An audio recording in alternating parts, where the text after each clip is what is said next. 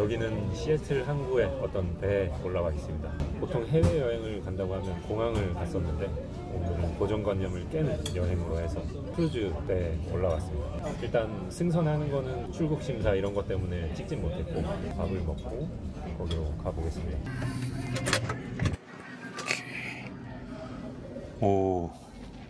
오늘부터 제가 7박 8일간 지내게 될 선실입니다. 2명이 잘 수 있는 2인실이고 소파가 있어서 기본 방보다 조금 넓죠. 거기다 발코니가 있는 방이라서 바깥 풍경을 즐기기에 딱 좋습니다. TV도 달려있고 가방과 옷을 보관할 공간도 따로 있네요. 이거 옷장이고 이건 뭐지? 아, 이게 화장실, 이거 샤워실. 시애틀에서 알래스카로 가는 7박 8일의 왕복 여정이기 때문에 중간중간에 알래스카에 도착해서 기항지라고 하더라고요. 하루는 이 도시에서 액티비티를 좀 하고 하루는 또 다른 도시에 내려서 구경한다든지. 이제 아직 크루즈는 출발을 하지 않은 상태고요. 이제 곧 출발을 한다고 합니다.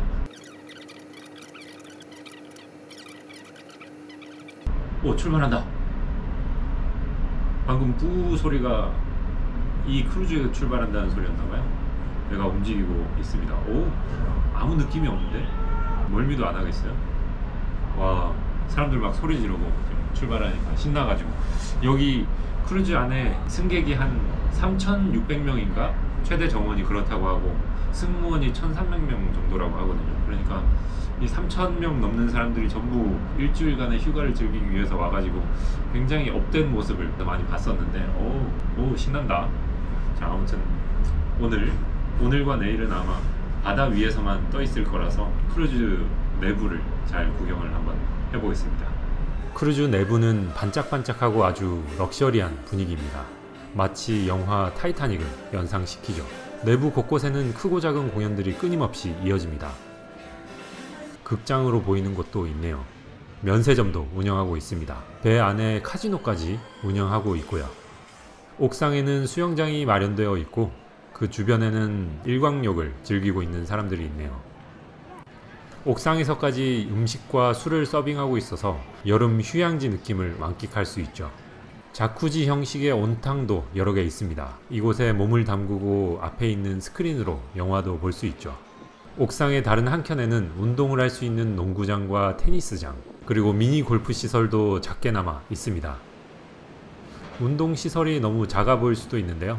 사실 제대로 된 피트니스 센터는 따로 있답니다.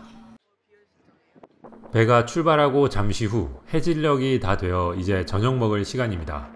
식사를 할 장소는 여러 곳 중에 선택해서 가면 되는데 오늘 저녁은 스테이크 하우스에서 먹기로 했습니다. Sears scallops? Yes, sir. Black and blue onion soup? Yes, sir. And lobster too. Yes, sir. 코스 요리를 보겠습니다. 크림 소스에 담긴 관자 요리와 서양식 육회를 에피타이저로 먹고요. 치즈가 올라간 양파 수프는 뜨거운 뚝배기에 담겨 있어서 상당히 특이하면서도 치즈가 계속 늘어나서 먹기가 쉽지 않군요.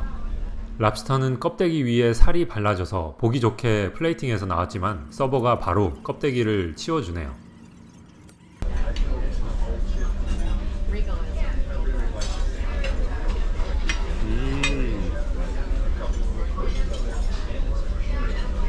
윤기가 흐르는 포터하우스 스테이크.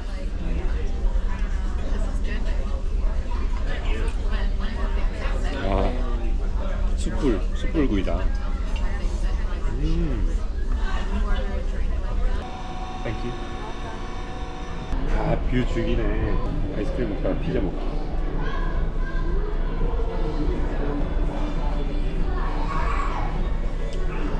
토마토 맛이 너무 강하네.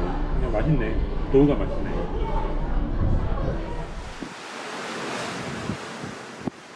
크루즈에서의 첫날이 이렇게 저물어 갑니다. 오늘은 둘째 날입니다. 어제 저녁부터 사실 멀미를 조금 했었는데 아침에 일어나니까 멀미가 계속돼가지고 배가 고파서 그런가 보다 하고 밥을 먹으러 갔거든요. 아침을 먹으러 갔는데 가서 앉아있으니까 식은땀이 줄줄 나면서 어지럽고 뭐 토할 정도는 아니지만 계속 멀미가 났어요. 그래서 보통 크루즈 타면 배가 너무 커서 멀미를 걱정을 안 해도 된다는 얘기는 많이 들었는데 멀미약을 먹어도 괜찮아지지가 않습니다. 그래서 지금 누워있으면 좀 그나마 괜찮아요. 앉아있거나 서있으면 속이 안 좋아지고, 그래서 지금 둘째 날은 계속 바다에서 항해하는 날인데 일어날 수가 없다는 점 아쉽긴 하네요. 오늘은 상황 보고 괜찮아지면 좀 돌아다니고 아니면 밥만 먹으러 다녀야 될지도 모르겠어요. 한번 상황을 지켜보고 움직여 봐야겠습니다. 자, 룸서비스를 시켰습니다. 아침과 오늘 점심을 식당에 가서 먹었더니 멀미를 해가지고 너무 고생을 해서 오늘은 딱히 공연 보거나 액티비티를 한 것도 없고 그냥 먹고 쉬기만 했습니다. 룸서비스로. 음식이 좀 잘못 왔네. 어쩔 수 없죠 뭐. 룸서비스 무제한 공짜라서 다음에 먹고 싶은 거 또 시키면 되고, 버거랑 치즈 프라이 시켰었는데 그냥 프라이가 왔고 나머지 두 개는 디저트입니다. 굉장히 고급스럽게 왔는데, 와, 버거 패티가 굉장히 두껍고 맛있겠는데요. 뜨거워. 육즙이 새어나와요. 잘못 온 것 같다던 메뉴가 왔습니다. 확인을 하고 바로 배달을 해주네요. 치즈 프라이 장난 아니네. 프라이가 엄청 많다. 이거지.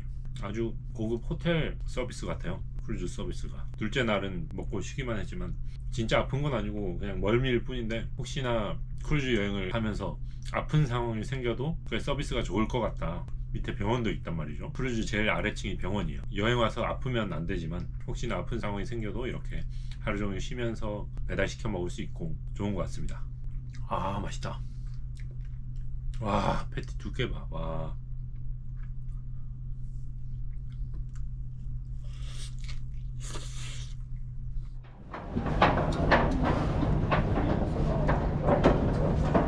여기는 캐치칸이라는 동네인데 첫 번째로 들어오는 기양지라고 합니다. 굉장히 동네가 아름답네요. 아침이라 그런 것도 있는데, 아무튼 멀미가 끝난 기념으로 한번 잘 둘러볼 생각입니다. 배에서 내리자마자 많은 옵션 관광들을, 투어 상품들을 판매하고 있는데 그걸 여기서 해도 되지만 저는 내일과 모레 큰 걸로 준비를 해놨기 때문에 여기선 그냥 다운타운을 돌아다니는 정도로 할 것 같습니다. 그 첫 느낌은 딱 그냥 크루즈 회사들과 연계해서 크루즈를 위한 마을로 돼 있는 것 같아요. 기념품도 많이 팔고. 아무튼 돌아다녀 볼게요. 여기 캐치칸이라는 동네에서는 아까 말씀드렸듯이 기념품을 많이 팔고, 그거 외에는 유일하게 볼만한 건 이 연어입니다. 연어가 지금 딱 흐르는 강물을 거슬러 올라가는 시즌이라고 하는데, 연어를 굉장히 많은 수의 연어를 볼 수가 있고, 이런 건 저는 살면서 처음 봤어요. 거꾸로 거슬러 올라가고 있는 수많은 연어떼를 캐치칸에서는 쉽게 볼 수 있습니다. 작은 마을인 캐치칸만 해도 연어가 이렇게나 많은데 알래스카의 수많은 강을 오르는 연어 개체수가 얼마나 많을까요? 마트에 파는 연어 중 알래스카산이 많은 것도 이해가 됩니다. 천천히 올라가는 연어떼 말고도 거센 폭포를 오르려는 연어들도 보입니다. 산란기의 연어는 강물을 오르며 바위에 부딪혀도 고통을 느끼지 못한다고 하죠. 그럼에도 계속 뛰어오르는 저 연어들. 폭포의 높이가 너무 높은 이곳에는 콘크리트 구조물로 물살을 약하게 만들어서 연어의 여정을 도와주는 시설이 있습니다. 연어의 산란기 하면 또 연어들을 잡아먹는 야생동물들이 궁금해지는데요. 마을 안에서 곰을 발견하긴 어렵지만 바다표범 가족이 연어를 사냥하는 장면을 볼 수 있습니다.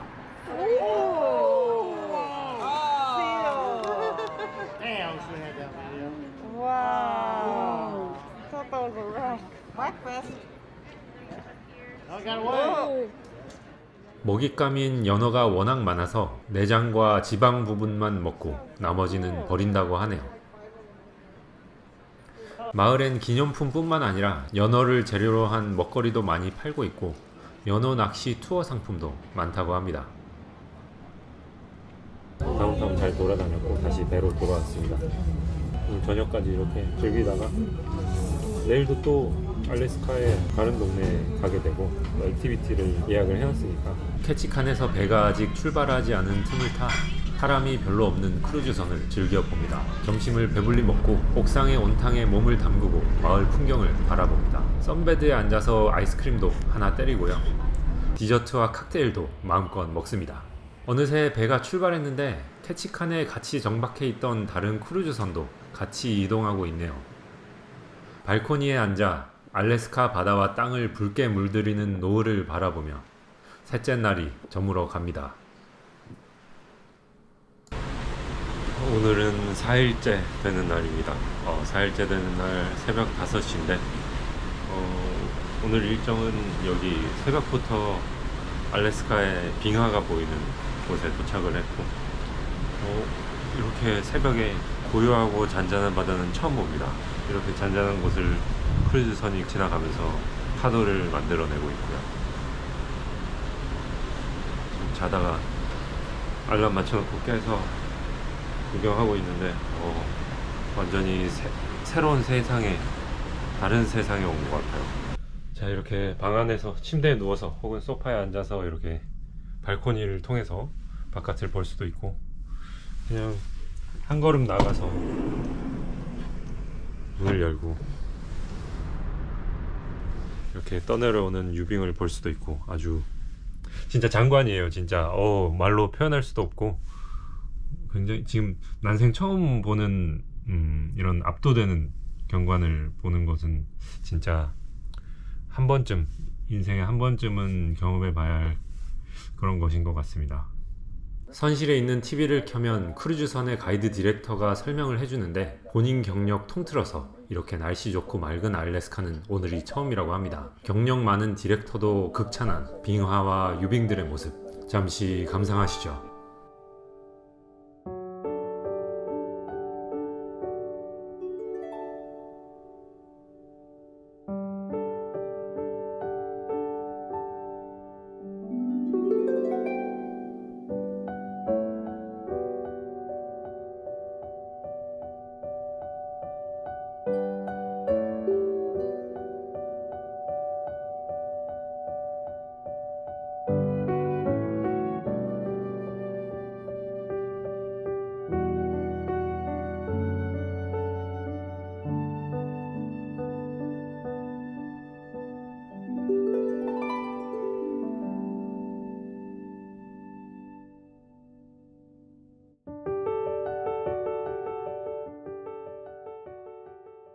이렇게 방 안에 앉아서 밖에 나갈 필요도 없이 룸서비스 시켜 먹고 밖을 구경하고, 진짜 신선 노름이 따로 없습니다.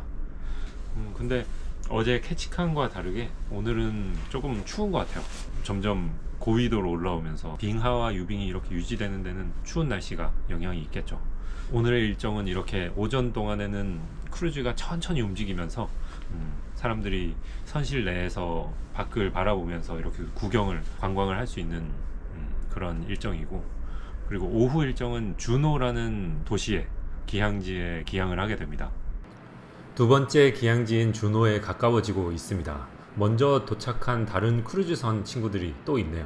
주노는 알래스카 주의 캐피털, 주도입니다.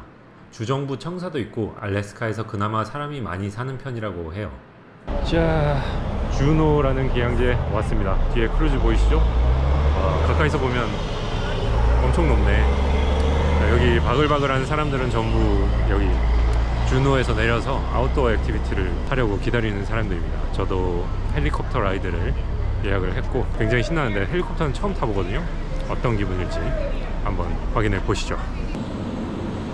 공항에 와서 헬리콥터 들리나 모르겠네. 투어 가이드의 안내를 따라 헬리콥터에 탑승합니다. 투어에 참여하는 인원은 한 타임당 약 20명 정도 되고 헬기에 4-5명씩 나눠서 타는데요. 크루즈 출발하기 2-3달 전에 매진되었던 인기 있는 투어입니다. 목적지는 맨델홀 빙하의 상부 표면. 맨덴홀 빙하는 주노에서 접근성이 좋고 위험한 크레바스가 없는 곳에서 투어를 진행하기에 여러 여행 사이트나 사람들이 가장 먼저 추천하는 투어입니다. 빙하까지 가는 길에도 계속해서 장면이 바뀌며 만년설이 있는 부분, 빙하가 녹으면서 폭포가 떨어지고 있고 빙하가 이동하며 산을 깎은 흔적, 그리고 커브를 지으며 길을 낸 지형도 보이네요. 이야,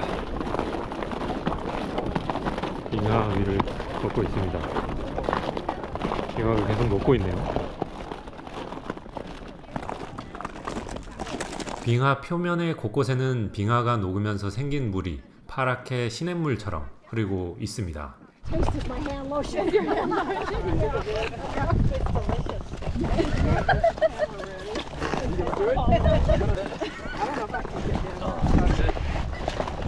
이 물이 지금 굉장히 깨끗한 물이고 그냥 미네랄 워터라고 해서 맛을 봤는데 괜찮네요. 손이 엄청 시리고. 작은 규모의 크레바스는 여기저기 있는데 여름이라 물이 고여 있고 지팡이보다 훨씬 깊은 크레바스가 많네요.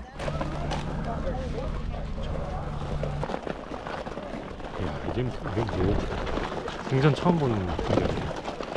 투어 가이드의 설명이 계속되지만 사실 빙하에 대한 설명이 그리 중요하진 않다고 느껴집니다.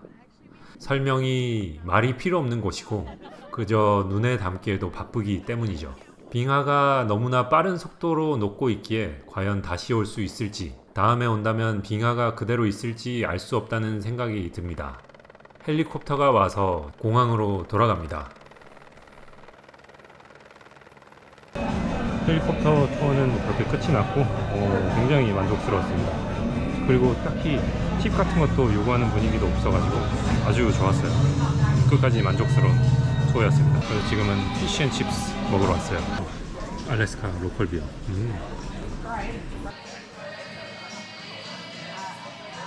여기가 맛있다고 소문이 났다는데. 역시 피쉬앤칩스의 원조는 미국이지.